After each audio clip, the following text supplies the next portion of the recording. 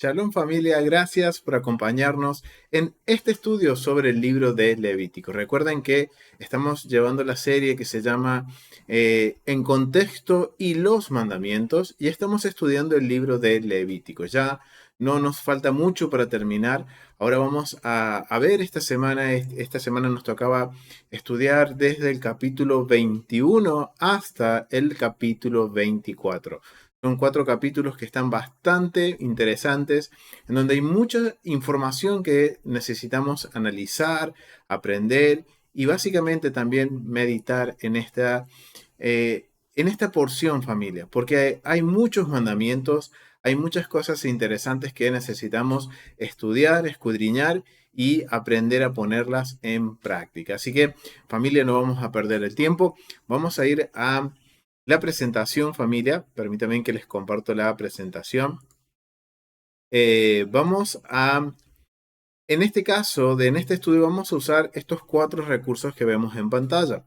Obviamente, como es la serie en contexto y mandamientos, vamos a usar el Targuyat Mitzvot, en donde tenemos las interpretaciones de los 613 mandamientos que encontramos en la Torá, el comentario del contexto cultural de la Biblia del Antiguo Testamento de John Walton, y vamos a usar estos 2 recursos adicionales, que es un diccionario teológico y el nuevo diccionario bíblico ilustrado. Bien, lo vamos a necesitar porque es tiempo de empezar a redefinir algunos términos, familia. Y en esta porción aparecen unos términos que tenemos que tratar de interpretarlos de acuerdo a la perspectiva hebrea o digamos a la perspectiva bíblica de lo que significan estos términos que vamos a redefinir el día de hoy, familia. Así que es bien interesante que en esta porción, como les decía, que va desde el capítulo 21, párrafo 1, versículo 1, al capítulo 24, versículo 23,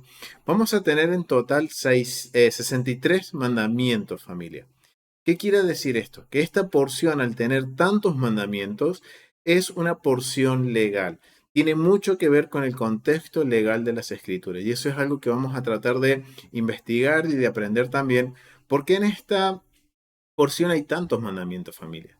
Esta porción nos va a determinar, como les decía recién, al tener tantos mandamientos es algo legal, familia. Dentro de estos 63 mandamientos vamos a encontrar 24 mandamientos que nos dicen lo que debemos hacer, lo que podemos hacer, y 39 mandamientos de las cosas que no debemos hacer o que no se hacen. Bien, es decir, que tienen 24 mandamientos positivos y 39 mandamientos negativos. Simplemente es por el hecho de que si se puede o no se puede hacer. Vamos a hacer un resumen, familia, porque como les decía, esta porción es bastante amplia, bastante grande, podríamos decir, y hay muchos temas para poder abarcar y aprender. Bien, vamos a hacer un pequeño resumen de qué trata cada capítulo y nos vamos a enfocar en algunos términos, familia, que nos van a ayudar también a entender algunos acontecimientos que sucedieron en los escritos del primer siglo o el Nuevo Testamento como lo conocemos. Bien. Capítulo 21 de Levítico nos habla sobre la santidad de los sacerdotes, ¿bien?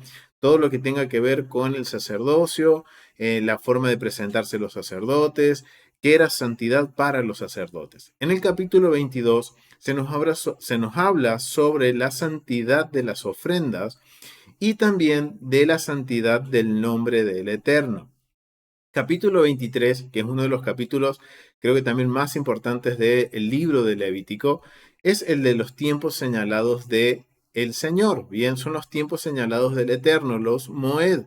Ahí vamos a tener las festividades, los tiempos en que el Eterno nos ordena hacer santa convocación. Y eso lo vamos a ver en el capítulo 23.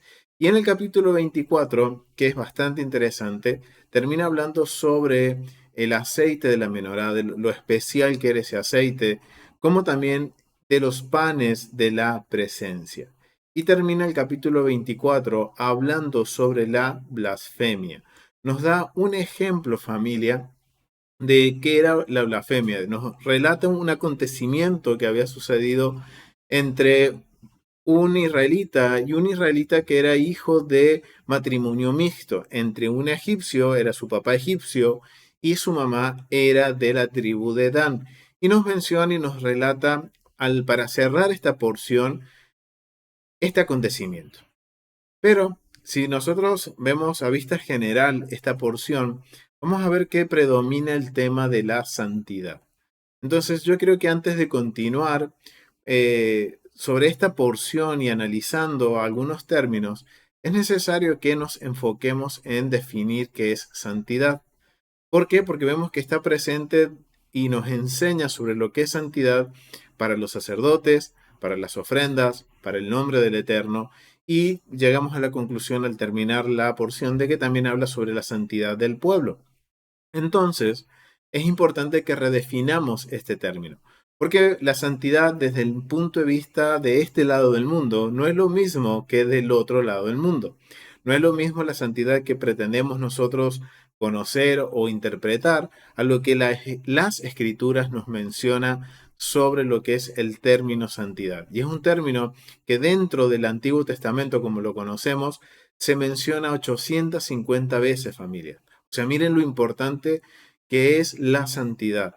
Y también se menciona dentro de lo que es el Nuevo Testamento. Entonces vamos a redefinir este término, vamos a conocer de qué se trata. Para marcar una base, familia, es necesario que antes de pasar a los escritos del primer siglo, marquemos este precedente, que definamos lo que es santidad de acuerdo a la perspectiva bíblica. Bien, por eso, familia, vamos a ir a lo que es este comentario que proviene del Nuevo Diccionario Bíblico Ilustrado de la editorial CLIE del año 1985. Es un año, en el año que nací, así que ya más o menos saben cuál es mi edad. Pero vamos a hablar de qué es santidad, familia. Vamos a hablar qué es la santidad. Vamos a definir la santidad, ya que en esta porción se habla mucho sobre santidad, familia, y también dentro de lo que es el libro de Levítico es un tema predominante. Desde el capítulo 1 hasta el último capítulo de Levíticos vamos a ver presente este término. Entonces es necesario que nos hagamos esta pregunta. ¿Qué es santidad? ¿Qué representa la santidad dentro de la perspectiva bíblica? Entonces vamos a definir de acuerdo a este artículo que proviene de el Nuevo Diccionario Bíblico Ilustrado. Dice, santidad, santo. Según la revelación bíblica, la santidad es, 1, una cualidad fundamental de Dios y de su espíritu. 2, una virtud indispensable de todo verdadero creyente. Y 3, un atributo de ciertos lugares, objetos, días, fechas, acciones, etc. Aquí vemos que hay 3 definiciones. De acuerdo al Diccionario Bíblico Ilustrado nos menciona que es algo que está relacionando a la cualidad fundamental de Dios y de su espíritu. Está también vinculado al creyente, porque recuerden que en Levíticos 11, y que esto también se hace eco en el Nuevo Testamento, de que dice ser santos, porque yo soy santo. Entonces algo que también es alguna virtud que tiene que tener el verdadero creyente. Además, vamos a ver que en esta porción se va a atribuir santidad a lugares, objetos, fechas, como las festividades, acciones y también a las personas, como por ejemplo a los sacerdotes y a los levitas. El término hebreo para santidad es el término kadosh, que significa puro, física, ritual y especialmente moral y espiritualmente. Miren lo que representa para digamos, la perspectiva hebrea, lo que representa santidad. Santidad es más allá de algo ritual o algo que podríamos decir un estado también, sino que es algo que tiene que ver con qué, con lo ritual y especialmente, miren lo que menciona este comentario, especialmente con lo moral y espiritualmente, familia. O sea, es algo que tiene que ver la santidad no solo con lo ritual, sino que aquí los está asociando también con las conductas morales. En ocasiones se debe traducir separado. O sea, la mejor forma de poder definir este término, kadosh, es ser separado, puesto aparte, consagrado. Bien, aquí vamos a ver algunas citas, como en Lucas capítulo 2, 23, citando a Éxodo capítulo 13, versículo 2. Ciertos autores presentan como con demasiada exclusividad el concepto de separación, pero si es cierto que la pureza consiste en estar separado de toda contaminación, de todo pecado. ¿Cuál es de todo pecado? ¿Dónde se repite? Bueno, acá vamos a ver que en Levíticos 19 al 22 va a hablar mucho sobre esto, donde se repite varias ocasiones la orden de ser santos. O sea, vamos a ver que es algo que, como les mencionaba al principio, familia, en el libro de Levítico se nos hace mucho hincapié en ser santos. Y es por eso que necesitamos determinar qué es santidad, qué es ser santo. Y de acuerdo a lo que nos menciona esta definición, es algo que nos hace separado. Es algo que dice que nos separa de toda contaminación. Y es una contaminación ritual y de las impurezas morales. Miren qué importante es. Y miren acá nos da un ejemplo de una cita que cuando Isaías oyó a los serafines proclamar, Santo, Santo, Santo es Adonai de los ejércitos, Isaías clama, ay de mí que soy muerto, porque siendo hombre de labios inmundos, han visto mis ojos al Rey. Entonces fue su iniquidad quitada y expiado su pecado. Isaías 6, del versículo 2 al 7.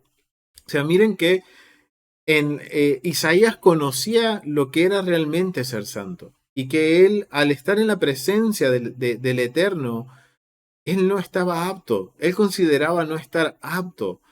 Miren qué importante era para el pueblo hebreo conocer lo que es santidad. Entonces te invito a que podamos definir este término y poder aprender qué es esto de la santidad. ¿Qué es lo que la Biblia me enseña sobre lo que es realmente la santidad? Bien, basándonos en evidencia bíblica, familia, no en doctrinas ni en teologías de sistemas religiosos, sino basándonos en lo que nos menciona la Biblia. Bien, entonces, de acuerdo a este diccionario, es una condición, la santidad, un atributo, es una virtud que tienen las personas, los creyentes, que se atribuye a Dios, se están muy relacionados a Dios, pero también que se puede definir como una separación de la impureza ritual y de la impureza moral. Bien, aquí tenemos expresado la purificación para ser santos. En segunda de Crónicas, capítulo 29, versículo 15, los levitas se santifican a fin de poder purificar la casa de Adonai. Ser santo es lo opuesto a estar contaminado. Miren qué definición más simple que nos termina dando este recurso, ¿bien? Que ser santo es simplemente ser apartado de toda contaminación ritual, pero principalmente moral y espiritual, ¿bien? Pero quiero compartirles también la definición que encontré en el recurso del diccionario teológico. Bien, es del año 2009, es un artículo de Kinlaw Dennis F., que habla sobre la santidad. Y miren cómo lo define, familia. Y esto a mí me llamó muchísimo la atención porque este artículo no solo nos va a dar una definición teológica de lo que es la santidad, sino que también nos va a ayudar a comprender un poco el contexto cultural, a entender qué es lo que se percibía como santidad para el antiguo Medio Oriente. Y aquí vamos a ver algo que desde el inicio de este ciclo que venimos estudiando desde el libro de Génesis, de contexto y mandamientos, estamos aprendiendo, familia, a que el Eterno está marcando con su pueblo una diferencia contracultural. Él va a enseñarnos a ser separados.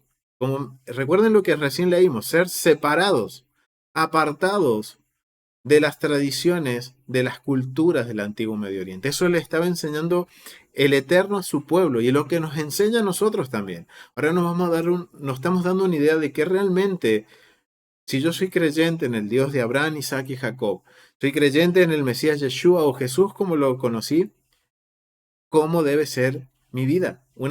Tiene que ser una vida santa, apartada, distinta al mundo. Wow, esto es bien interesante, familia. Miren lo que menciona este recurso del diccionario teológico. Dice, santidad. Cuando Dios comenzó a revelarse a Israel, uno de los problemas fue la lengua. Al caer el hombre, también su forma de comunicación se había degenerado. Para revelarse, Dios debía redimir el lenguaje del hombre. En ninguna otra parte se hace más obvio esto que en el desarrollo del vocabulario bíblico de lo que es santidad. Wow, esto es bien interesante porque nos está hablando este artículo de lo que el Eterno quiere hacer desde un principio. Quiere revelarse al hombre. Y para revelarse al hombre no solo tiene que hacerlo, tiene que redimirlo, sino que también tiene que, de alguna forma, redimir el vocabulario. Tiene que revelarse a través del hablar, del vocabulario. Y esto es bien interesante porque esto nos hace conexión con lo que recién les decía, familia, de que el Eterno está marcando un precedente contracultural. Y miren lo que más me sorprendió de lo que cita este recurso. Cada cultura diferenciaba lo sagrado de lo secular, o sea que la santidad era un término que se usaba en todo el antiguo Medio Oriente y que, como los menciona aquí, había diferentes formas de definir lo que era sagrado y lo secular, diferentes formas de dividir una cosa con la otra. Y tiene terminología para hacer la distinción, o sea que existía un vocabulario que separaba lo santo de lo secular. En Canaán ya tenían estos términos cuando Israel adoptó su lengua. El problema era, miren el problema, era que lo que era santo para los cananeos era abominación para Adonai. Y por eso ahora entendemos que el Eterno, a través de sus mandamientos, nos va a enseñar, familia, a ser distintos, separados, kadosh, santos a las demás naciones. ¿Por qué? Porque miren lo que menciona aquí el comentarista. Dice que lo santo para Canaán era lo abominable para Adonai. En Canaán, las prostitutas del templo eran una mujer santa. ¡Wow! Y el sacerdote homosexual era un hombre santo. Y ahí tenemos para ver estas referencias en Génesis 38, del 21 al 23, que habla de cuando Tamar fue tomada como prostituta y vemos que en la cultura cananea era normal y estaba relacionada con los templos de adoración y eso era algo que era santo para Canaán. Y el Eterno nos enseña que eso es abominable. Al igual que en Deuteronomio 23, del 17 al 18, habla sobre la homosexualidad. O sea, esas son cosas que son detestables. Miren la gran diferencia que hay entre Canaán e Israel. Ahora entendemos por qué el Eterno le dice a Israel que no se mezcle con los cananeos, que tiene que expulsarlos de la tierra para no contaminarse, porque tiene que ser una nación santa, apartada para el Eterno. Esto es algo bien interesante. El resultado es que el adjetivo santo no se encuentra en la traducción castellana del libro de Génesis. Antes de usar las palabras para lo santo, debían recibir una nueva connotación. Este proceso se inicia en Éxodo capítulo 3, párrafo 5, y continúa a través del Pentateuco. Solo Adonai y lo asociado con él amerita esta descripción. Wow, familia. Entonces, ahora cuando nosotros vemos que santidad está siempre relacionado con quién, estar separados para Adonai, estar apartados para Adonai, estar lejos de toda contaminación ritual e inmoral para Adonai. Eso es lo que nos está mencionando, cómo se nos está definiendo el término de lo que es santidad, familia. El proceso para definir Kadosh y Agios es el término griego que se usa en el Nuevo Testamento sobre santidad. Se inicia en Éxodo capítulo 3, párrafo 5, el cual en el que se encuentra Moisés, el lugar en el que se encuentra Moisés es santo porque Adonai está ahí. O sea, miren, el lugar se convierte santo porque Dios está ahí. La santidad está íntimamente relacionada con su presencia. Después de esto, en el Antiguo Testamento se llamó santo a muchas cosas y personas. La tierra, Jerusalén, el lugar donde estaba el templo mismo, sus recintos, las vasijas usadas en su servicio, las personas que ministraban en el templo y los sacrificios dedicados a Adonai, que es básicamente lo que estamos viendo en esta porción desde el capítulo 21 hasta el capítulo 24. Tal santidad proviene solo de la asociación con la presencia de Adonai, y es una santidad impartida. Donde está Él, su presencia santifica o juzga. Wow, esto es ya algo un poco más legal, familia. Aquí vemos que, y por eso vemos que esta porción tiene connotaciones legales, familia. ¿Por qué? Porque ahora vemos que santidad no solo es un término que es de separación, de indicar un estatus, sino que también tiene, cuando nos menciona que tiene que ver con juzgar, con que el Eterno va a juzgar. Entonces esto tiene que ver con algo legal, familia. Si su presencia, todo es profano. Sin su presencia, todo es profano. Si imparte su santidad, donde su presencia es bienvenida. Y donde se rechaza su presencia, su santidad inexorablemente trae juicio. Esto es vocabulario legal, familia. O sea, esto nos enseña que la Biblia no es un documento teológico dogmático, sino que es un documento legal.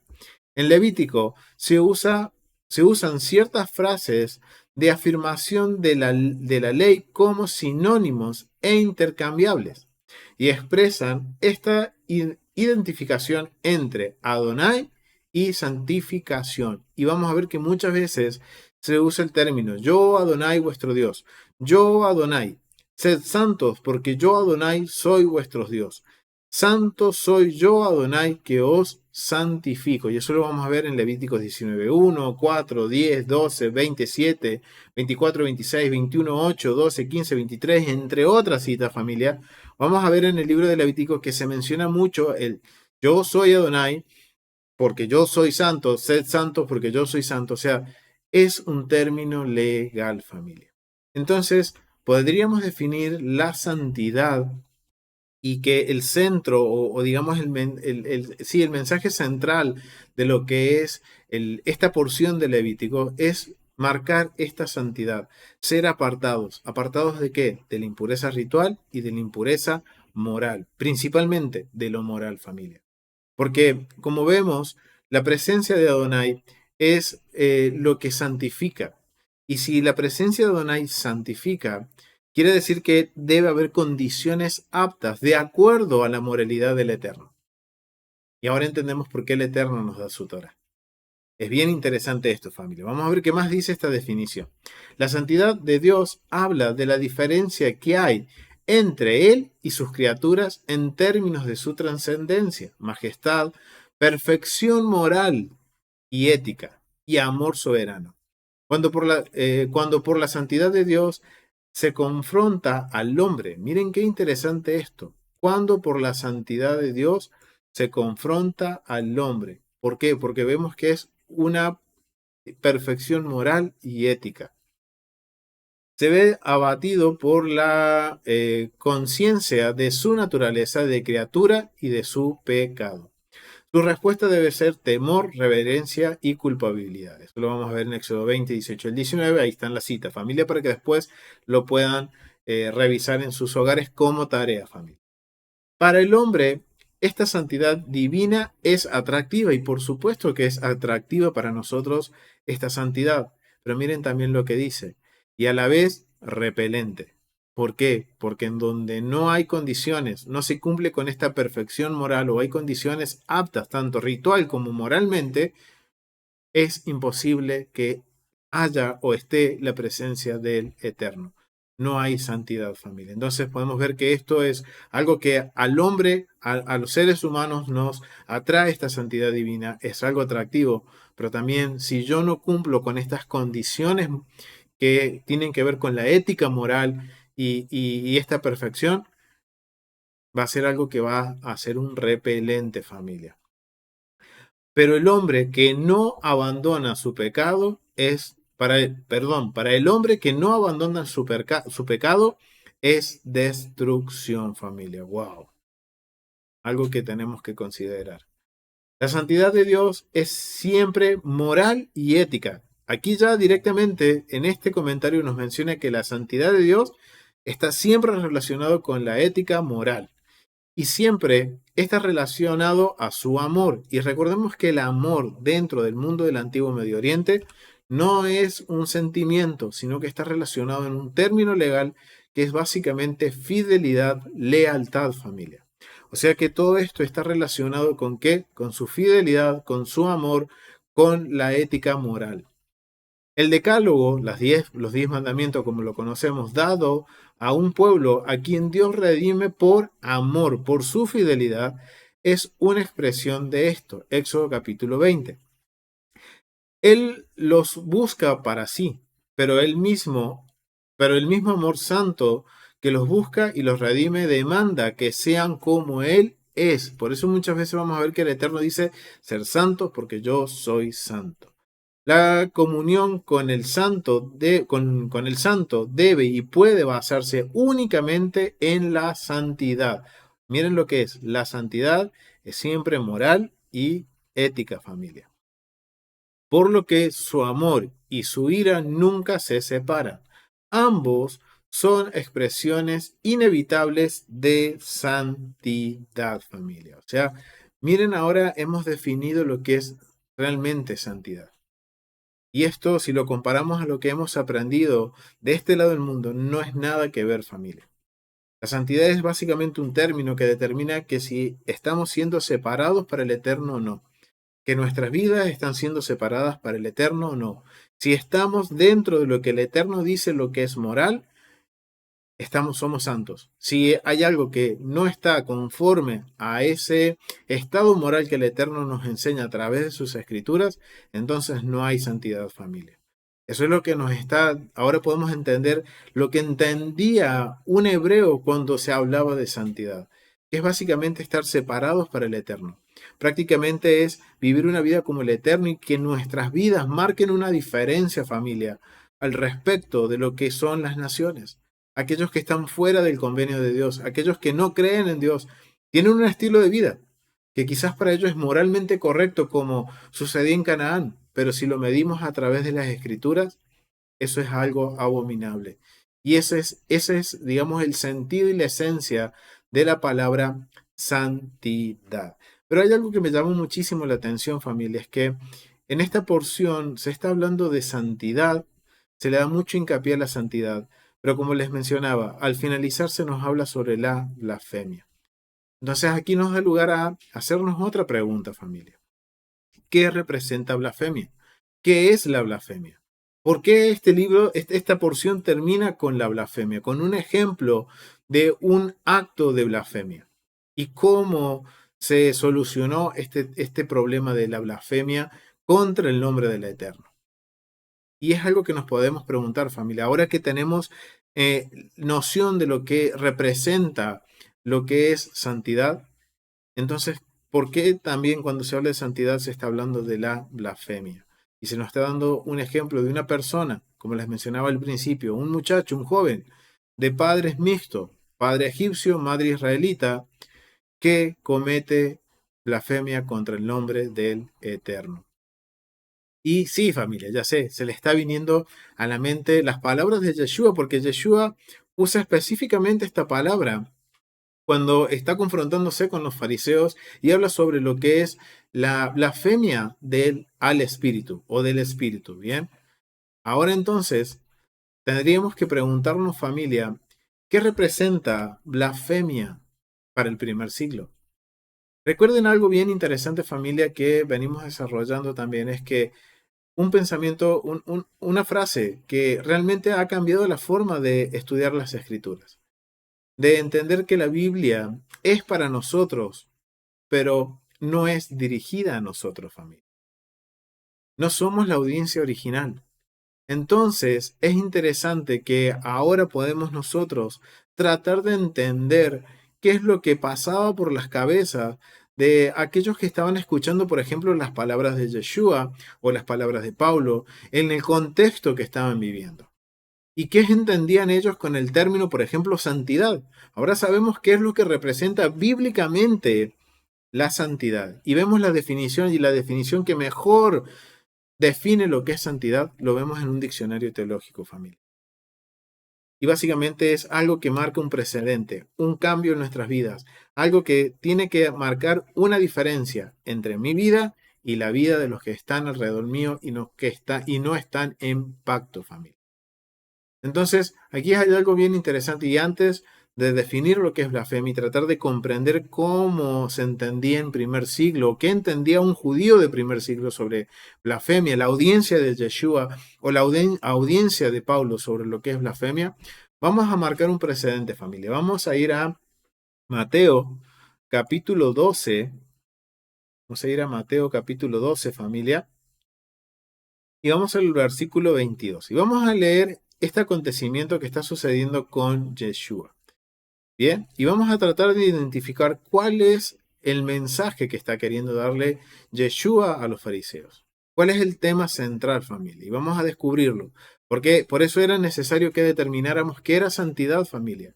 Y ver que ahora en esta porción no solo se nos habla de santidad, sino que hay otro término que está asociado, que es la blasfemia. Y vamos a descubrir por qué, familia. Miren lo que dice capítulo 12 de Mateo, del versículo 22 en adelante.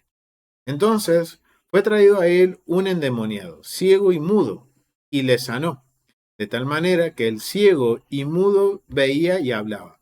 Y toda la gente estaba atónita y decía, ¿será este aquel hijo de David?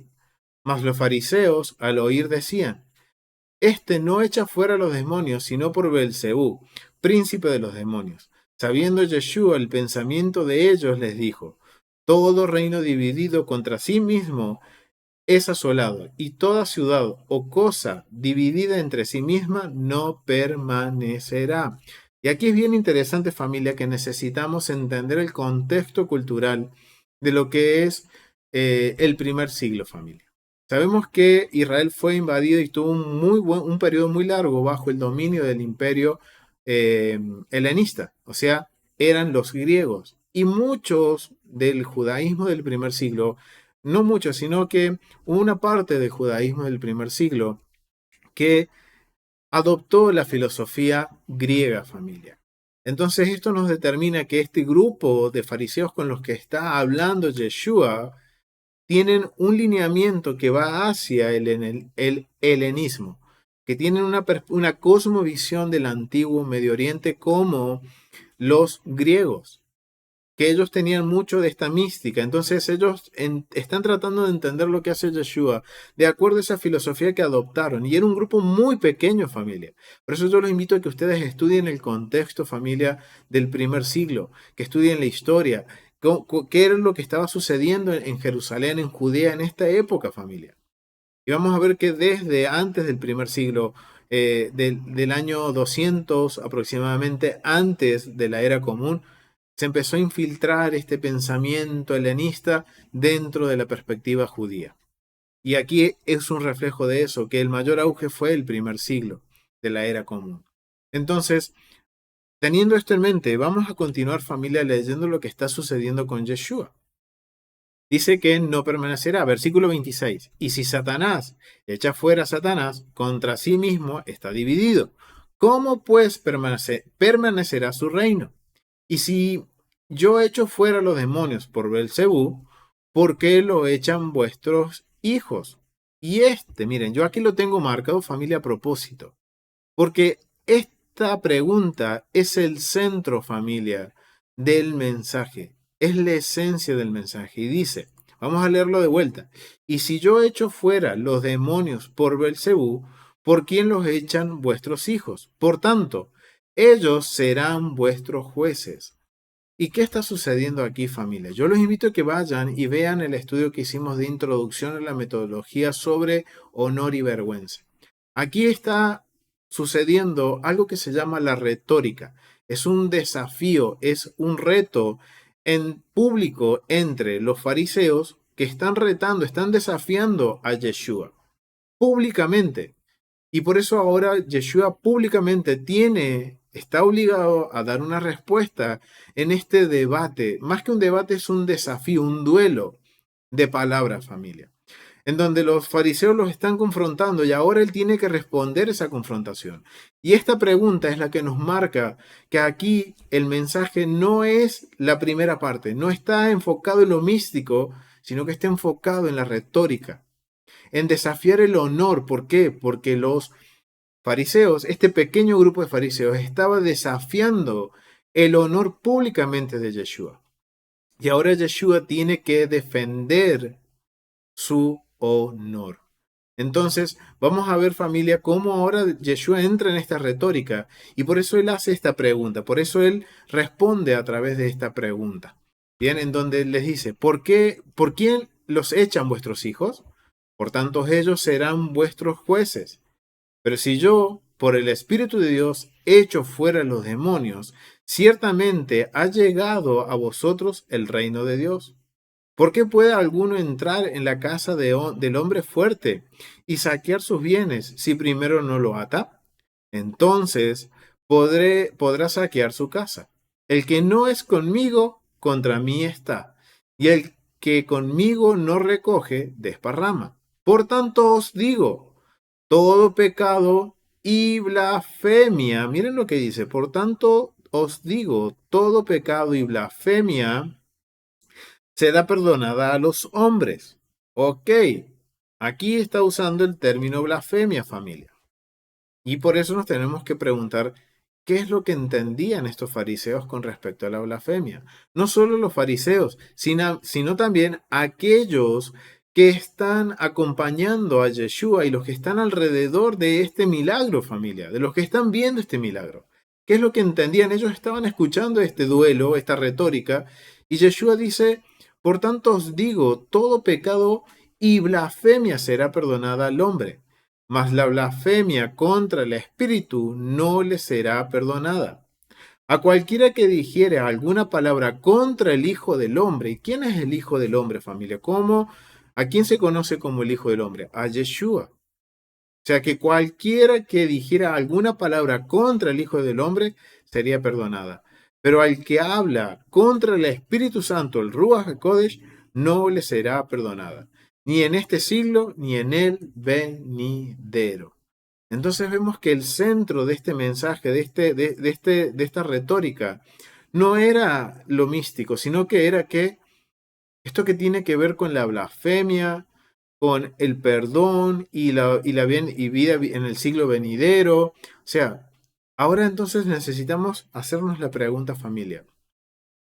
¿Qué representa la blasfemia? ¿Qué es lo que al escuchar esta palabra el público que estaba alrededor de Yeshua y de los fariseos y los mismos fariseos estaban entendiendo qué es lo que es la blasfemia? Y miren, ahora nosotros tenemos esta porción que va desde el capítulo 21 al capítulo 24. Y justamente nos podemos hacer una idea de lo que a la hora de escuchar esta palabra blasfemia se les vino a mente a estos fariseos y al público.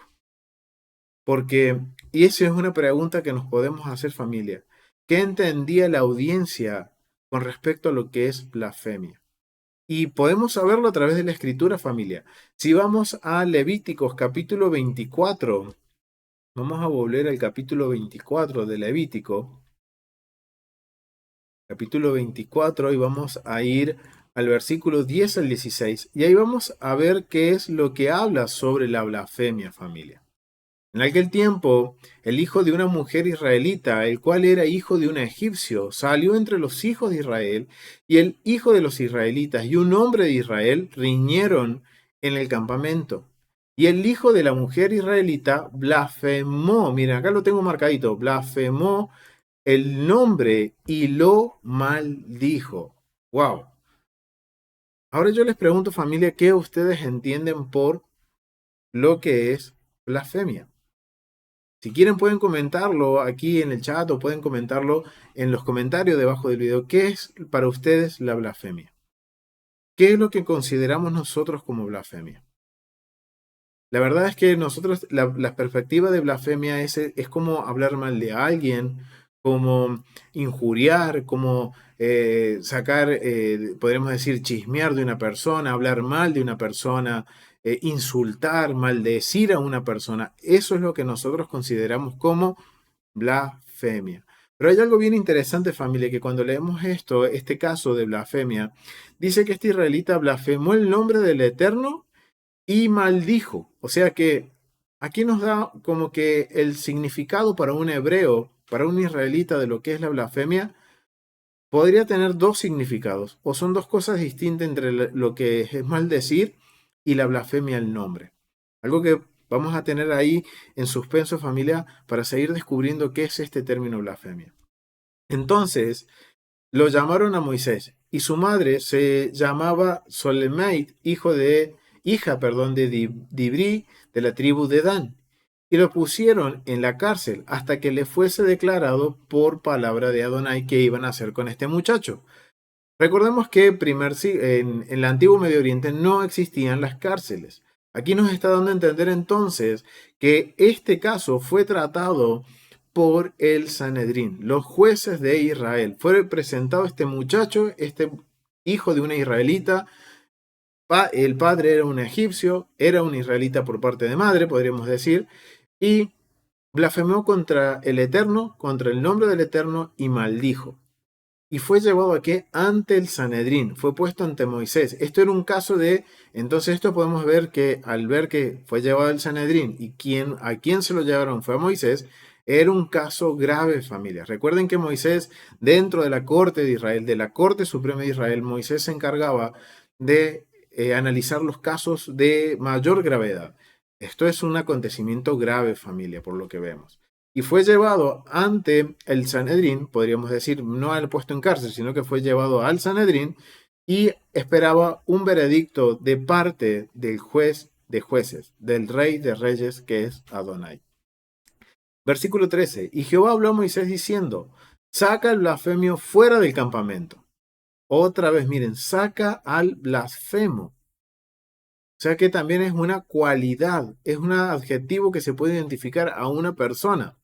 Esto nos enseña que, entonces, recuerden que definimos qué es santo. Entonces una persona puede ser santa o puede ser blasfema de acuerdo a la perspectiva bíblica y hebrea de estos dos términos.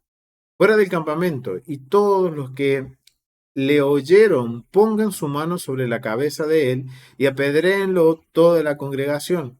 Y a los hijos de Israel hablarás diciendo, cualquiera que maldijere a su Dios, llevará su iniquidad. Y el que blasfemare, miren, aquí otra vez está marcando una diferencia. Cualquiera que maldiga a su Dios, llevará su iniquidad. Y el que blasfemare el nombre de Adonai. Entonces acá nos está dando a entender que es como que hay una diferencia entre maldecir, o sea, decir algo mal o hablar mal de Dios, por ejemplo, a blasfemar del nombre de Dios. Ha de ser muerto. Toda la congregación lo apedreará, así el extranjero como el natural. Si blasfemare el nombre, que muera. Wow, familia. Entonces ahora, conociendo las escrituras, conociendo lo que los judíos de primer siglo, la audiencia de Yeshua original entendía con lo que es blasfemia, yo creo que cuando Yeshua los confrontó directamente, públicamente, con estas palabras, con esa pregunta, con esa frase, automáticamente a la mente del público y de los fariseos se les vino esta historia de Levíticos 24. Pero vamos a ver un poquito sobre el contexto de lo que es blasfemia, familia. Miren, este es un comentario que lo tomé de lo que es el contexto cultural de la Biblia del Antiguo Testamento de John Walton y menciona esto sobre la blasfemia. El caso de la blasfemia, del capítulo 24, del versículo 10 al 16. La naturaleza de la blasfemia. El nombre de Dios es santo, así como se advierte al pueblo de Dios que no haga mal uso del nombre de Dios. Y eso lo vemos en Éxodo capítulo 20, párrafo 7. Eso ya lo analizamos y encima hay un mandamiento que habla sobre eso, familia. Se consideraba una blasfemia pronunciar, miren, una maldición usando su nombre sin autorización o maldecir a Dios por su nombre. Y eso lo vemos en Éxodo capítulo 22 del versículo 28. Era una ofensa capital castigada por el apedreamiento, o sea, era una ofensa grave. De acuerdo a lo que nos menciona el comentarista, él lo entiende también como usar mal el nombre del Eterno. Y es parte, familia. Blasfemar es usar mal el nombre del Eterno o volverlo común, de acuerdo a lo que pudimos ver en Éxodo capítulo 20, versículos 7 al 28. Pero miren, también esto tiene un contexto con respecto a la cultura. Los textos asirios condenaban a los blasfemos a que se les corte la lengua y a que fueran desollados vivos. increíble, familia. Vemos entonces que no solo en el antiguo Medio Oriente existía el término santidad, sino que también blasfemo. Al igual que vemos que ahora este vocabulario también está presente en las escrituras. Y por eso fue necesario, familia, que en un principio marcáramos la diferencia, que aprendiéramos qué es santidad y cuál era su contexto en el antiguo Medio Oriente. Entonces, sabiendo que lo que es digamos, santo para el antiguo Medio Oriente era abominable para el Eterno, entonces ahora tenemos que determinar qué era esto de la blasfemia, familia. Es un término que estamos viendo que va de la mano con santidad. Vamos a descubrir qué es lo que entendía un hebreo de primer siglo con respecto a la santidad y con respecto principalmente a la blasfemia. Ya lo que es santidad lo vimos, vamos a descubrir lo que es la blasfemia, familia. Bien. Vamos a ver el mandamiento 295. El mandamiento 295, que es un mandamiento prohibitivo, que lo vamos a encontrar en Levíticos capítulo 22 al 32. Y esto es la definición de lo que es blasfemia en la Biblia. Capítulo 22, versículo 32.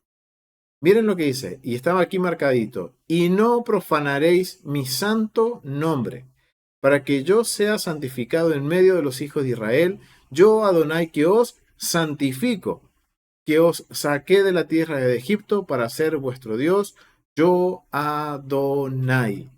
Wow, familia. Miren, aquí está hablando sobre profanar mi santo nombre y también está relacionado con la santidad. Entonces, podríamos decir que la blasfemia tiene que ver con la profanación del nombre de Adonai. Y esto va más allá de usar mal el nombre, de maldecir o usar, sí, o maldecir el nombre del Eterno. Al ser profanado, entonces esto implica una acción, familia. Una acción que va más allá del hablar, familia. Entonces ahora nos tendremos que preguntar, ¿qué es el profanar el nombre del Eterno? ¿Qué es profanar el nombre santo del Eterno? Porque aquí está el mandamiento, aquí en esta porción se encuentra este mandamiento, en este capítulo 22, se encuentra el mandamiento que dice, y no profanaréis mi santo nombre. Vamos a ver qué dice el mandamiento con respecto a no profanar el santo nombre del Eterno. Es Levítico capítulo 22, versículo 32. Y no profanaréis mi santo nombre. Esencia del mandamiento. Tenemos prohibido hacer cualquier cosa que profane el nombre de Hashem. Término hebreo Hiliu Hashem, que es equivalente a blasfemia. Wow, bastante interesante, familia, porque miren entonces, cuando Yeshua les está hablando a este grupo de fariseos y a la audiencia que está escuchando esta retórica, miren lo que automáticamente se les puede haber venido a la mente, familia. Cuando escuchan que habla Yeshua de la blasfemia al espíritu, el término blasfemia, automáticamente ellos lo podrían haber conectado con lo que es Levítico 24, lo que recién leíamos, familia, y a la vez haberlo conectado con lo que es el capítulo 22, versículo 32, familia, de Levítico. Entonces ya podemos ver y hacernos una idea que cuál era el pensamiento que tenía, o cuando Yeshua dijo esta palabra, qué es lo que asociaron ellos con respecto a lo que es la blasfemia. Y vemos que en el hebreo, el término hebreo para blasfemia es Hilul Hashem, y que tiene que ver con la profanación del nombre de Hashem. Vamos a ver las leyes que implica este mandamiento, familia, con respecto a la Torah, esta interpretación. Dice, leyes. Se nos prohíbe cometer ciertos pecados incluso cuando estemos amenazados de muerte. Si al hacerlo resultaría en un Hilul Hashem, como se explica en la siguiente mitzvah, en el siguiente mandamiento. Sin embargo, hay otro aspecto del Hilul Hashem que pertenece a ciertas personas. Wow, aquí vamos a ver que hay una diferencia. Acá hay algo que tenemos que prestar atención porque esta interpretación nos va a ayudar a entender qué es lo que entendía el público que estaba escuchando a Yeshua cuando él habló de blasfemia. Ahora sabemos que cuando Yeshua pronunció la palabra blasfemia, que eso es como se traduzca al español, él estaba hablando del Hilul Hashem. Vamos a descubrir qué es este término de Hilul Hashem, familia. Si alguien que es ampliamente conocido por sus buenas obras de piedad excepcional, hace públicamente algo que parece pecaminoso, incluso si es un acto permisible, está profanando el nombre de Hashem. Esto dado a que otros tienden a justificar sus propias acciones similares, que de hecho podrían ser transgresiones o aveirá, sobre la base del ejemplo de este hombre justo. Wow, familia, miren, entonces lo que se está viniendo, o sea, lo que podemos ahora comprender el contexto de cuando Yeshua está hablando de blasfemia. Él no solo está hablando del hecho de hablar, familia, de decir algo que vaya en contra del Eterno, sino que miren lo que él está hablando, no solo del hecho de hablar, sino de acciones, familia. Entonces ahora entendemos por qué la profanación tiene que ver con acciones, familia.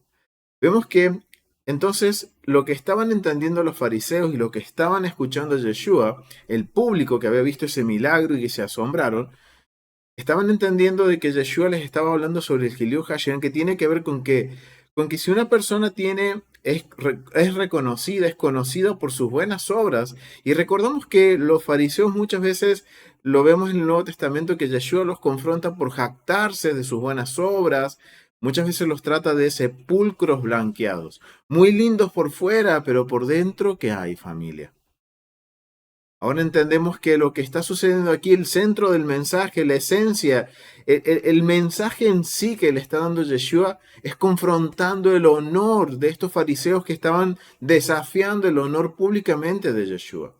Yeshua los está confrontando en sus aspectos o en sus fibras más íntimas, familia. Está yendo a sus acciones. Vamos a ver que muchas veces Yeshua los confronta a los fariseos del primer siglo porque se enfocan mucho más en lo ritual y han dejado de lado el mandamiento, la esencia de los mandamientos, la justicia y la bondad de Dios, familia.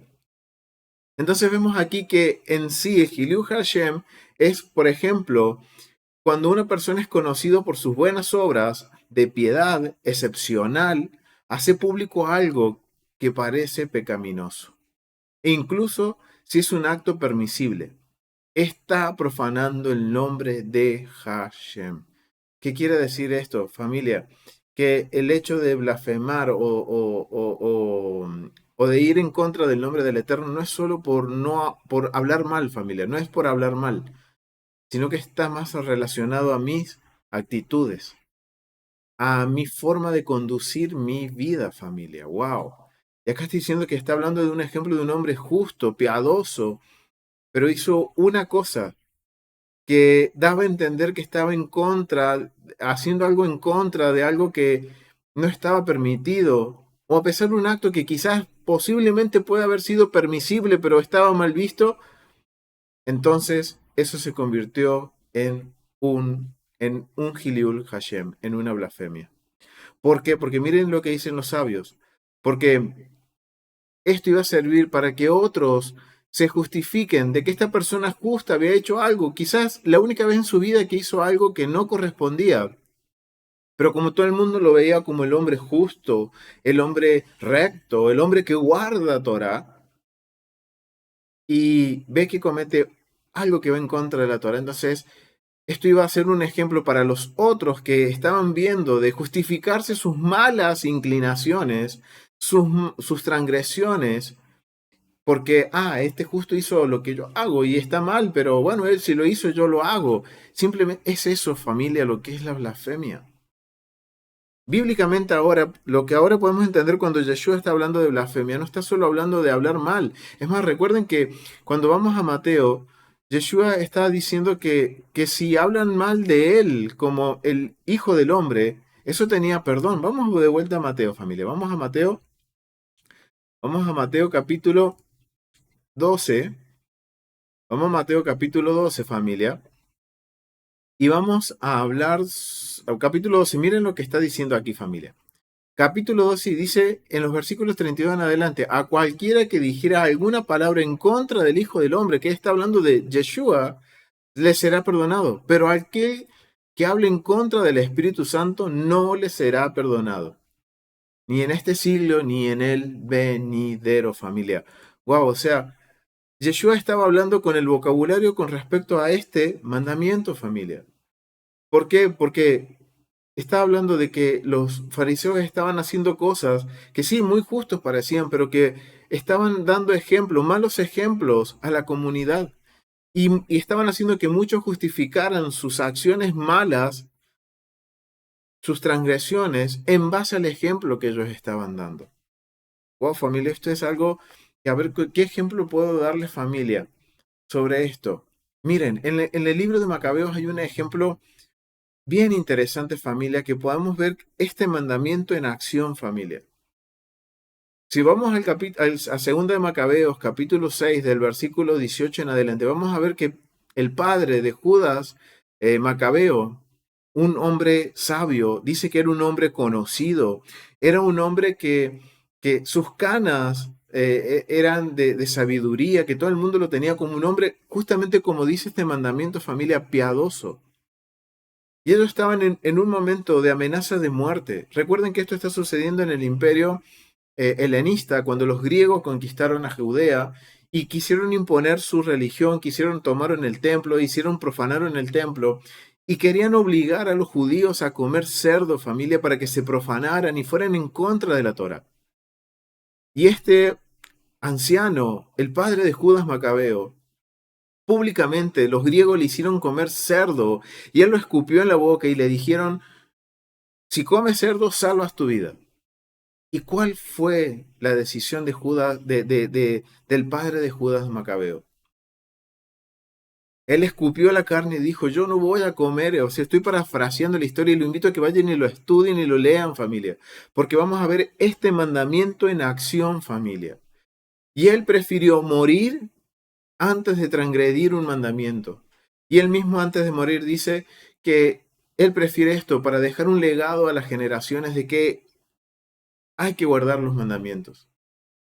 Él dio el ejemplo de que a pesar que tu vida esté en caso de muerte, en amenaza de muerte, no hay excusas para no obedecer los mandamientos del Eterno. Él dio un ejemplo. Él no quiso cometer lo que se llama Hilul Hashem, una blasfemia. Él prefirió mantener el honor del Eterno. Entonces ahora tenemos una idea de lo que se está hablando de blasfemia, es guardar el honor del Eterno, al nombre del Eterno. Va más allá de hablar o de palabras que podemos decir, sino que está más relacionado con mis actos. O sea que quiere decir que con lo que yo hago, como yo me dirijo en mi vida, puedo estar cometiendo blasfemia, familia. Podemos estar cometiendo blasfemia si vamos en contra de lo que el Eterno dice que es recto, correcto, que es moralmente justo o correcto. Es algo bien interesante, familia. Entonces ahí tenemos un ejemplo bíblico de un caso en donde estaba la posibilidad de por salvarse su vida de la muerte, de poder decir este sabio de los macabeos, el padre de Judas Macabeo, poder decir, bueno, por salvar mi vida, ¿cómo ser de listo? Puedo, de alguna forma, la Torah permite, cuando la vida está en juego, poder transgredir algún mandamiento. Pero él prefirió, teniendo la libertad de hacerlo, dijo, no, no lo voy a hacer. Prefiero morir antes que traer vergüenza al nombre del Eterno. Oh, familia, es algo que tenemos que meditar. Este mandamiento nos hace meditar mucho, familia. Debería de hacernos meditar mucho en nuestra forma de mostrar con nuestro testimonio a quién estamos sirviendo, familia. Ahí tenemos un ejemplo. Ahí tenemos un ejemplo de un sabio, de un hombre justo, como lo menciona en el libro de Macabeos, que prefirió morir antes que cometer Hilul Hashem. En segundo lugar, dice el mandamiento, si una persona piadosa comete un acto cuestionable, podría hacer que otros pierdan el respeto por la Torah y los eruditos de la Torah, lo que resultaría en un Hilul Hashem. Por lo tanto, ¿cuánto más estimado es en el público, más cuidadoso debe de ser, no sea nada que, perdón, de no hacer nada que pueda dar una impresión errónea y así profanar el nombre de Hashem. Miren que lo importante, familia, de que analicemos cómo es nuestra conducta. Familia, es necesario que nos analicemos, que veamos si realmente estamos siendo coherentes con lo que digo, hago y creo, familia. Si yo digo que creo en el Dios de Abraham, de Isaac y Jacob, creo en Yeshua, en Jesús, mi vida, como les decía al principio, tiene que reflejar en lo que creo, en lo que digo, familia. Y miren lo importante que es, porque de acuerdo a lo que es la blasfemia, de acuerdo a la interpretación del mandamiento, el Hilul Hashem, es que hacer que otros se justifiquen de sus malas acciones por mis actos, por más que yo guarde Torah y que cometa un error, eso cometa que otros se justifiquen y sigan sus malos caminos, eso es Hilul Hashem. Oh, miren, esto que es yo creo que esto es algo que debemos meditar, familia, porque miren, lo que nosotros hacemos, el testimonio que nosotros damos, familia, puede hacer también de que o se justifican de que sigan en sus malos caminos, o algo un poco más peor, familia. De que realmente, como dice el mandamiento, hagamos que las personas rechacen la Torá y el estudio de la Torá, que no quieran saber nada de la Torá. Yo puedo ir y hablarles, oh, que la Torá es buenísima, que la Torá, que hay que guardar Torá, que el Shabbat, que las fiestas, que el Eterno es un pacto eterno, que podemos decir un montón de cosas de la Torá, familia. Pero una cosa es lo que yo digo y otra cosa es lo que yo hago, familia. Si en lo que hago no estoy demostrando que guardo Torá, que guardo las instrucciones del Eterno, los mandamientos del Eterno, ¿cuál es el ejemplo que estoy dando? Y esto, miren familia, un ejemplo es que yo puedo estar hablando de Torah y que mi vida sea un caos. Entonces la persona que me está escuchando y me conoce o llega a conocerme me dice, pero ¿qué me va a hablar este de Torah cuando su vida está en caos? No, no, mejor déjame como estoy. No quiero saber nada de la Torah, no quiero estudiar Torah, no quiero saber nada. Y estamos cometiendo Hilul Hashem cuando ocurre eso. Dicen que cuando damos un mal testimonio, ya sea que haga que otras personas justifiquen sus malas acciones de acuerdo a lo que yo estoy haciendo, o si hago que las personas rechacen la Torá no por lo que digo, sino por lo que hago, dice que estoy profanando el nombre del Eterno. Estoy haciendo Hilul Hashem. Por lo tanto, cuanto más estimado es uno en el público, dice, más cuidadoso debe ser de no hacer nada que pueda dar una impresión errónea y así profanar el nombre de Hashem. Aquel que peca simplemente con el propósito de enojar a Hashem es culpable de Hilul Hashem e incurre en el castigo de latigazos. Perspectiva del mandamiento. La transgresión de Hilul Hashem es tan severa que ni la Teshuvá, el arrepentimiento, ni el Yom Kippur, ni el sufrimiento puede expiar por completo. La expiación completa solo puede lograrse mediante la muerte, familia. Y miren lo que decía Levítico capítulo 24, familia. Wow, es bien interesante esto. Perdón, capítulo 22. Dice capítulo 22. Y no profanaráis mi santo nombre porque para que yo sea santificado en medio de los hijos de Israel, yo, Adonai, que santifique. Y que os saqué de la tierra de Egipto para ser vuestro Dios, yo, Adonai. Y en el capítulo 24 nos menciona que dice, capítulo 24, y el que blasfeme el nombre de Adonai. Ahora ya sabemos qué significa el término blasfemar. Está asociado con este mandamiento, con el mandamiento 295 del Hilul Hashem. O sea que aquí el que dice, el que, el que hace Hilul Hashem, o sea, el nombre de Dios, blasfeme el nombre de Dios, ha de ser muerto. Toda la congregación lo apedreará, y así el extranjero como el natural. O sea, no hay excusa, sea quien sea, que cometa un acto que vaya en contra de lo que el Eterno dice que es correcto, lo que es santo, va a morir. Y por eso, miren, dice algo que ni siquiera el arrepentimiento, ni Yom Kippur, ni el sufrimiento pueden expiar por completo. Y ahora sí nos ponemos a pensar en Yeshua y cuál fue el propósito de su muerte. Nos vamos a dar cuenta que Yeshua nos libra de este pecado que es tan grande que es el Gilui Hashem, que había apartado a la humanidad a la muerte eterna. Y ahora a través de Yeshua tenemos la bendición de que eso haya sido perdonado por la justicia y la misericordia de Dios a través de Yeshua. Y hoy nosotros poder volver al pacto, volver al eterno y poder rectificar nuestros caminos, hacer un tikkun, familia, y rectificar nuestros caminos y reivindicar el nombre del eterno y salir del Gilui Hashem. El Gilui Hashem es la rebeldía, familia, la desobediencia. Porque miren lo que decía antes, dice, aquel que peca simplemente con el propósito de enojar a Hashem es culpable e incurre en castigo. Así estábamos la humanidad, familia. Y ahora a través de Yeshua podemos volver al pacto. A través de Yeshua tenemos el perdón, la redención de la muerte eterna, que era por culpa de haber sido rebeldes, la humanidad rebelde, y entrar en Gilui Hashem y traer qué vergüenza, profanar el nombre del Eterno. Ahora nosotros podemos reivindicar eso, familia. Y ahora, familia, nuestro deber es caminar de acuerdo como el Eterno nos dice que caminemos. Y que no solo sea algo de nuestros labios hacia afuera, sino que sea algo que se refleje en mi vida, familia. Porque lo que digo y hago va a traer honor o va a traer vergüenza al nombre del Eterno.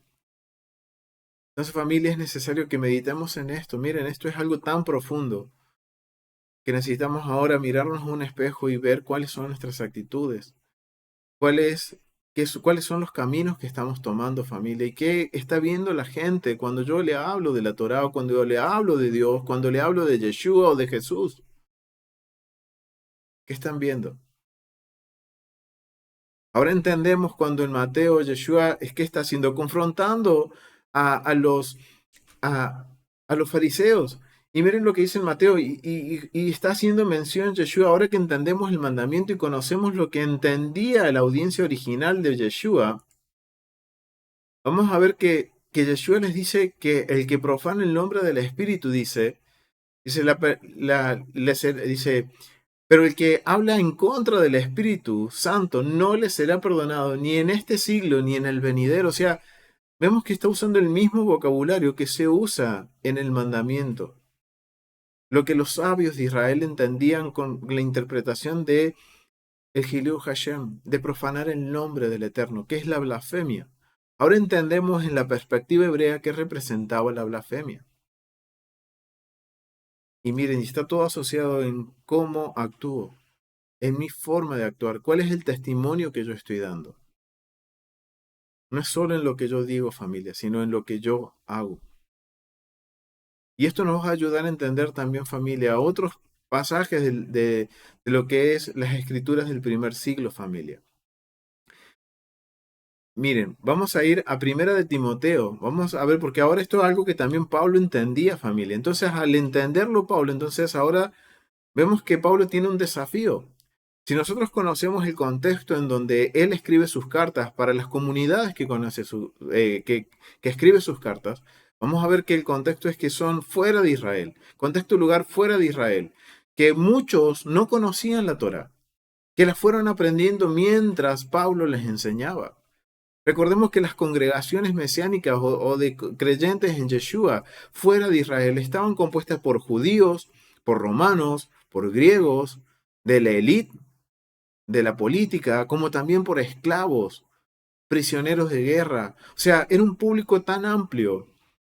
Y ahora tenía el desafío Pablo de transmitir este mensaje y enseñar este mandamiento a, a que esas comunidades sean un ejemplo y que no cometan una blasfemia contra el Espíritu, la presencia del Eterno o el nombre del Eterno.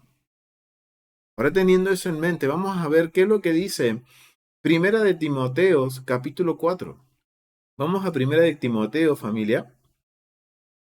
Primera de Timoteo, capítulo 4. Capítulo 4, vamos a leer del versículo 6 en adelante. Dice, si esto enseñas a los hermanos, serás buen ministro de Yeshua el Mesías, nutrido en la palabra de la fe y de la buena doctrina que has seguido. Wow, aquí vamos a hacer un paréntesis, familia. Vamos a hacer un paréntesis porque está hablando de un discípulo de Pablo llamado Timoteo. Y ahora, ¿quién es Timoteo? Vamos a definir quién es Timoteo. Vamos a conocer, familia, primero a Timoteo y entender por qué Pablo le está hablando en un vocabulario que ahora que conocemos lo que es santidad, lo que es blasfemia de acuerdo a la perspectiva del antiguo, digamos, no del antiguo Medio Oriente, sino de Israel, lo que entendía un judío de primer siglo con respecto a la blasfemia, que era la audiencia original de Yeshua, que estaba en Mateo, que estaba escuchando esta retórica. Ahora ya sabemos qué es lo que ellos entendían con la blasfemia, que era algo que estaba más asociado con mi testimonio. Y si analizamos, cuando Yeshua confronta a los fariseos, siempre los estuvo confrontando, no con lo que ellos decían, sino con lo que ellos hacían, familia. Entonces vamos a conocer a Timoteo, familia. Vamos a conocer a Timoteo. Vamos a ir a Hechos, capítulo 16. Vamos a ir a Hechos, capítulo 16, versículo 1 al 2. Y vamos a ver quién es este Timoteo, del cual Pablo habla de esta forma. Y vamos a ver que el vocabulario en el que él le habla está muy asociado a este mandamiento. Y dice, versículo 16, párrafo 1, versículo 1. Después llegó a Derbe y a Listra. Y aquí había allí cierto discípulo llamado Timoteo, hijo de una mujer judía creyente, pero el padre griego.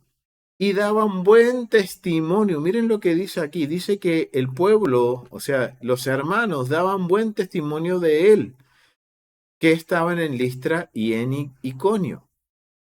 Quiso Pablo que éste fuese con él, y tomándolo, lo circuncidó por causa de los judíos que habían en aquel lugar, porque todos sabían que su padre era griego. Sea, ahora conocemos quién es este Timoteo, al cual Pablo le escribe una carta. Es un joven, un muchacho, que es hijo de una mujer judía creyente, que cree en el Dios de Israel, por lo que nos menciona que es creyente, es eh, guarda Torah, cree en el Mesías Yeshua y dice que su padre es griego. Wow, familia, miren, recuerden lo que habíamos leído en capítulo 24 de Levíticos. Ahora vamos a entender por qué Pablo le va a hacer tanto énfasis en el vocabulario a que se apegue a este mandamiento. Porque nos está dando a entender que de alguna forma se está haciendo tikkun, un rectificando, familia.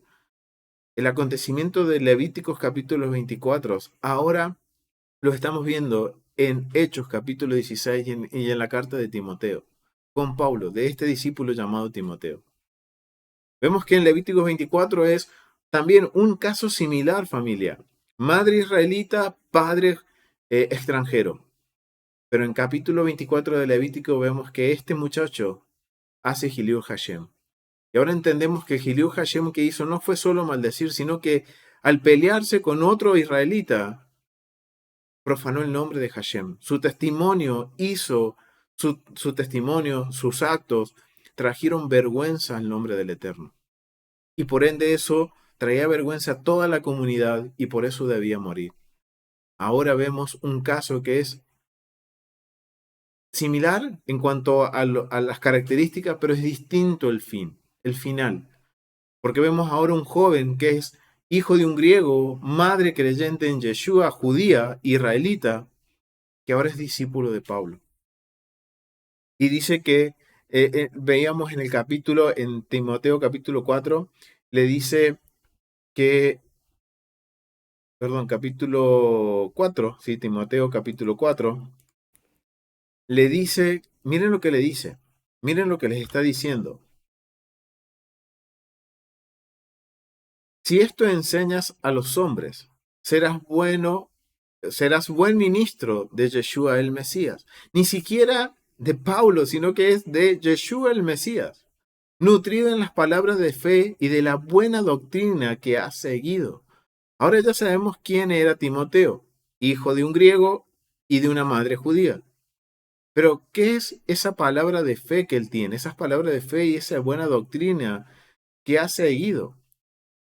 Vamos a conocer un poco sobre la familia de Timoteo.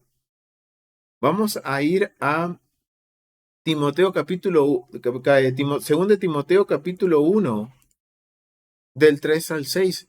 Y miren, ahora vamos a entender aquí en el capítulo 4 dice que él era nutrido en la palabra de fe y de la buena doctrina que ha seguido. ¿Y eso qué es? ¿Cuál es eso? No es solo lo que ha aprendido de Pablo, que lo ha convertido en un buen ministro de Yeshua, sino que miren lo que dice del versículo 3 del capítulo 1 de 2 de Timoteo.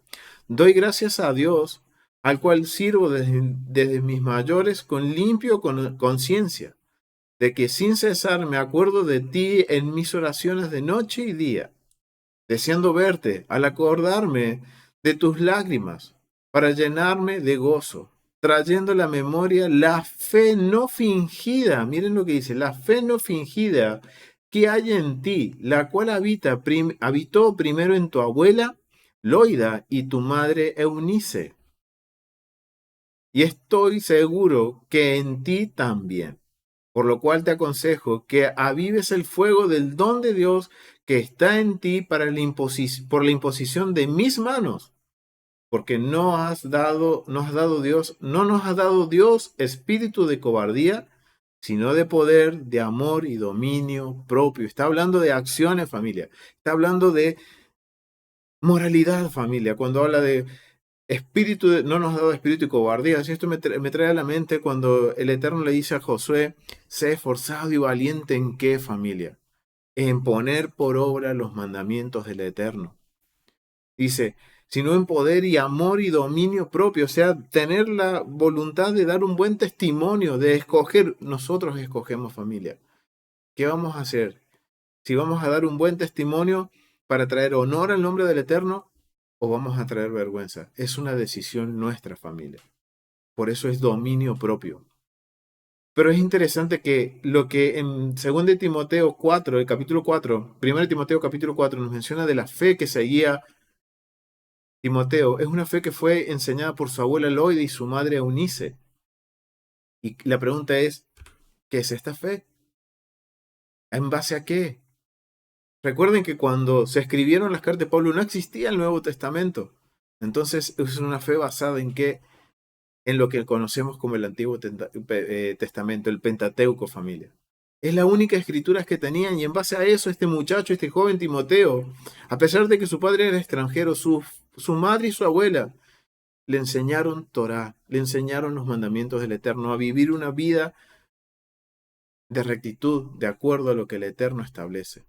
Y ahora es bien interesante, familia, cuando volvemos a 1 Timoteo capítulo 4, vamos a ver que está hablando de que dice, desecha en el versículo 7 las fábulas profanas y de viejas, y ejercítate por la piedad, porque el ejercicio corporal para poco es provechoso, pero la piedad para todo aprovecha, pues tiene promesa de esta vida presente y de la venidera.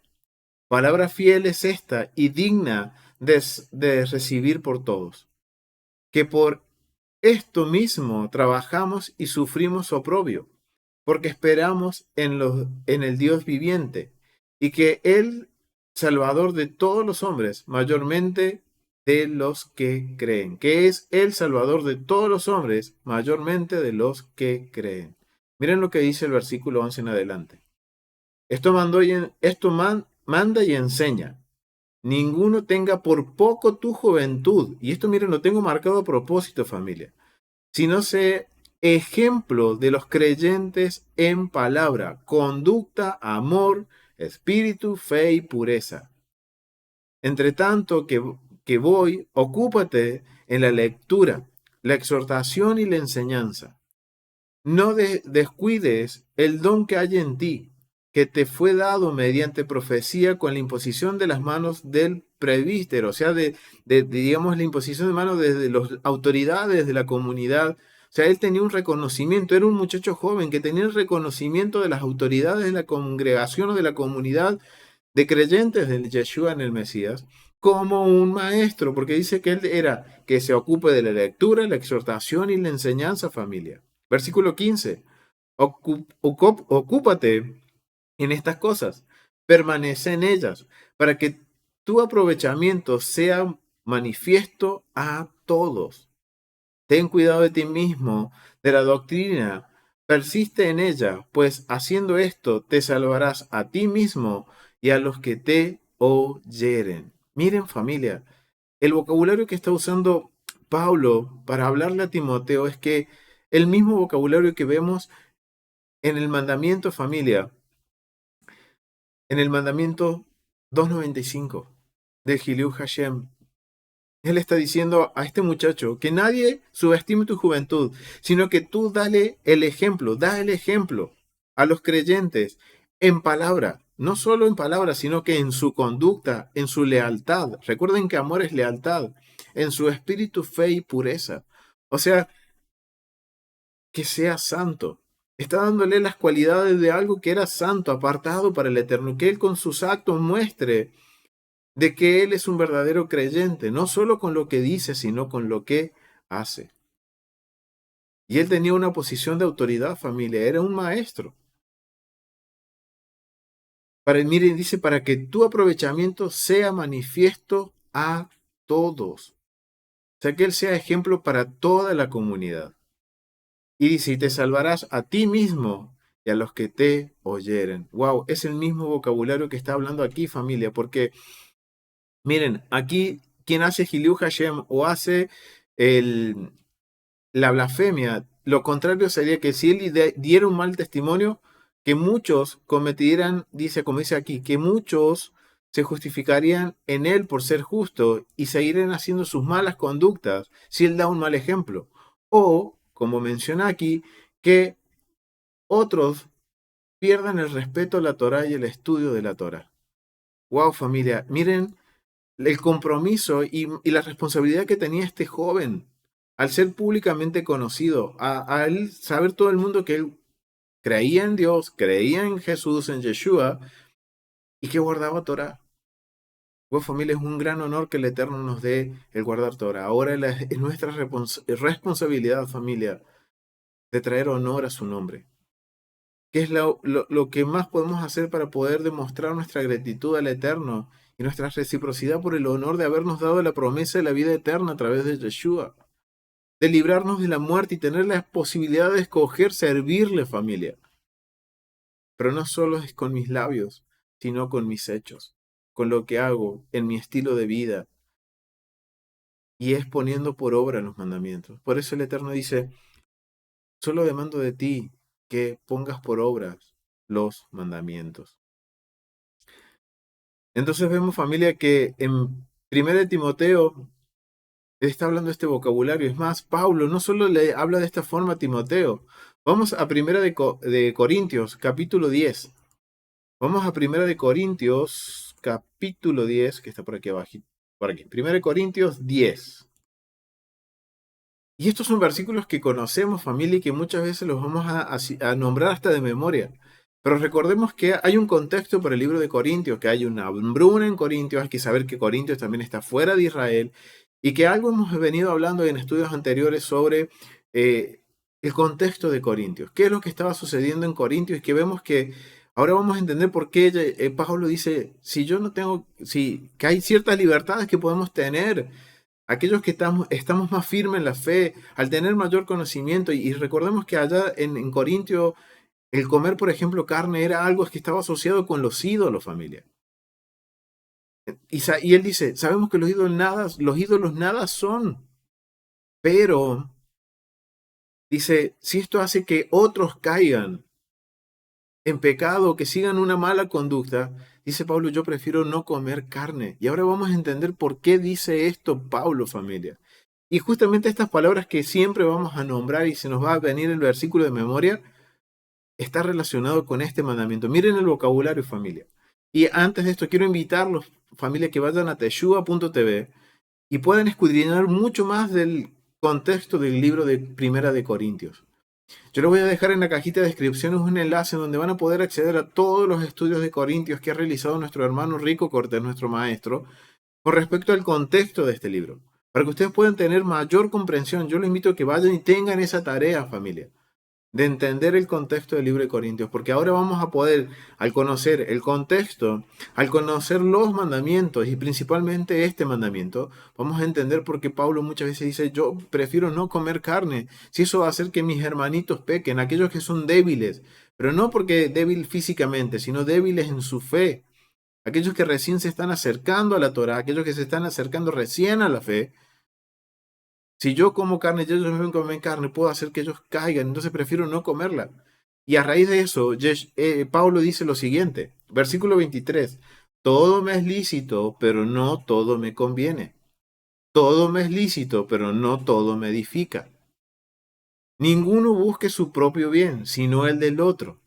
De todo lo que se vende en la carnicería comed, sin preguntar nada por motivos de conciencia. Y porque el Señor porque el Señor es la tierra y su plenitud. Si algún incrédulo os invita y queréis ir de todo lo que se os ponga delante de ustedes, comed, sin preguntar nada por motivos de conciencia. Mas, si alguien os dijere, esto fue sacrificado a los ídolos, y este es el contexto de Corintios, lo sacrificado a los ídolos, no lo comáis por causa de lo que, perdón, por causa de aquel que lo declara y por motivos de conciencia, porque del Señor es la tierra y su plenitud. La conciencia digo, no la tuya, sino la del otro. Pues, ¿por qué se ha de juzgar mi libertad por la conciencia del otro? Y si yo con agradecimiento participo, ¿por qué he de ser censurado por aquello de que doy gracias? Si, pues, coméis o bebéis o hacéis otra cosa, hacerlo todo por la gloria de Dios. No seas tropiezo ni a judíos ni a gentiles, ni a la iglesia de Dios, como también yo en todas las cosas agrado a todos, no procurando mi propio beneficio, sino el de muchos, para que sean salvos. Wow, familia, miren el vocabulario que está usando Pablo, familia.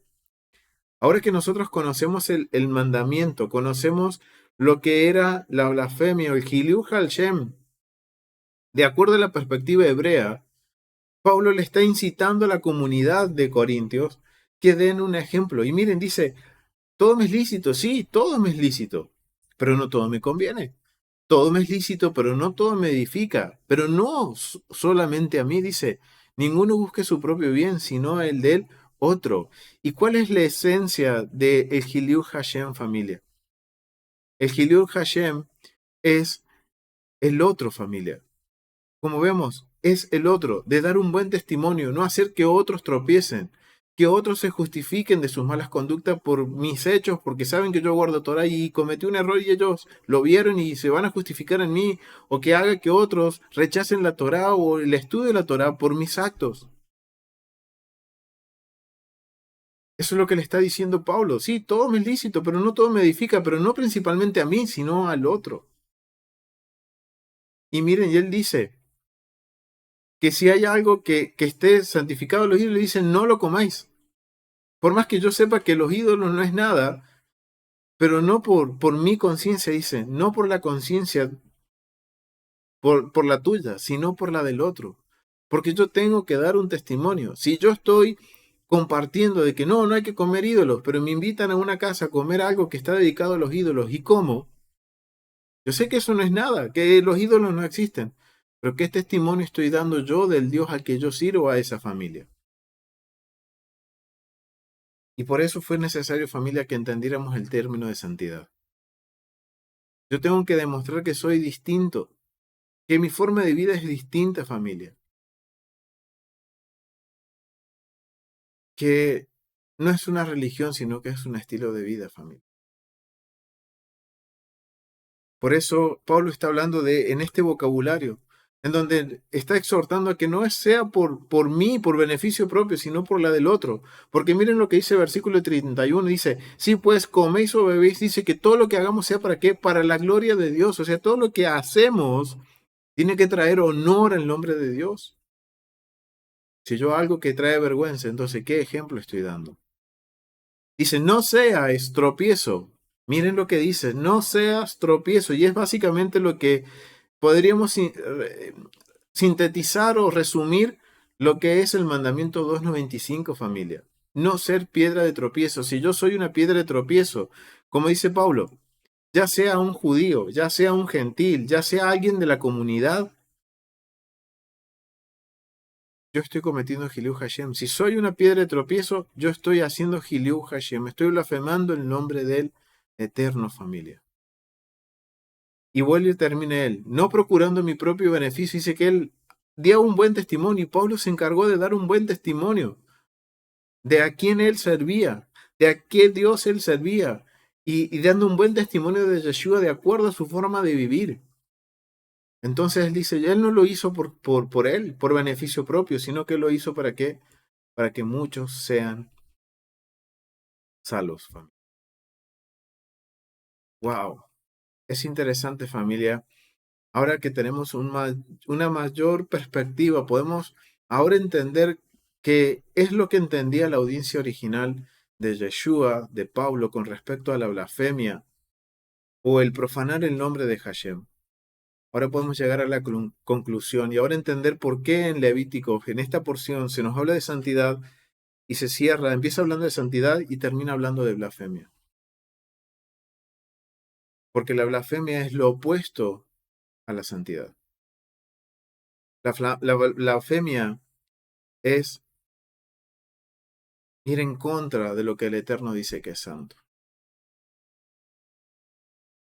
Y va más allá de lo que yo digo de lo que yo digo, sino que está más asociado con lo que yo hago.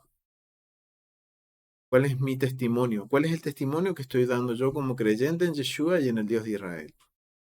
¿Mi vida refleja a quién le sirvo? Es algo en que tenemos que meditar, familia. Y te invito a ti que estás del otro lado, en la cámara, a que meditemos, analicemos. Y si aún más estás en este camino, hermano, de caminar en Torah, de caminar en los mandamientos del Eterno, te invito a que aprendamos juntos los mandamientos, para que podamos traer honor, como dice Pablo, hacer todo lo que hagamos, comer, beber, todo lo que hagamos, sea para traer la gloria al nombre del Eterno. Y que nuestros testimonios, nuestras vidas den testimonio de la Torah.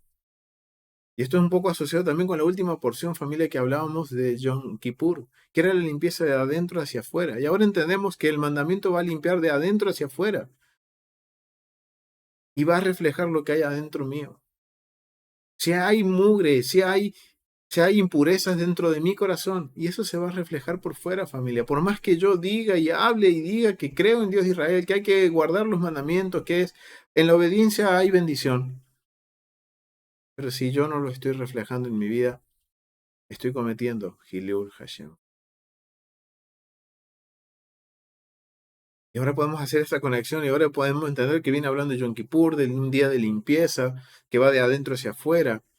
Ahora el mandamiento vemos que cumple esa función de limpiarme de adentro y hacia afuera. Entonces, cuando yo empiezo a aprender a caminar, es como siempre digo, familia, el mandamiento es un espejo y me va a mostrar cuáles son mis defectos.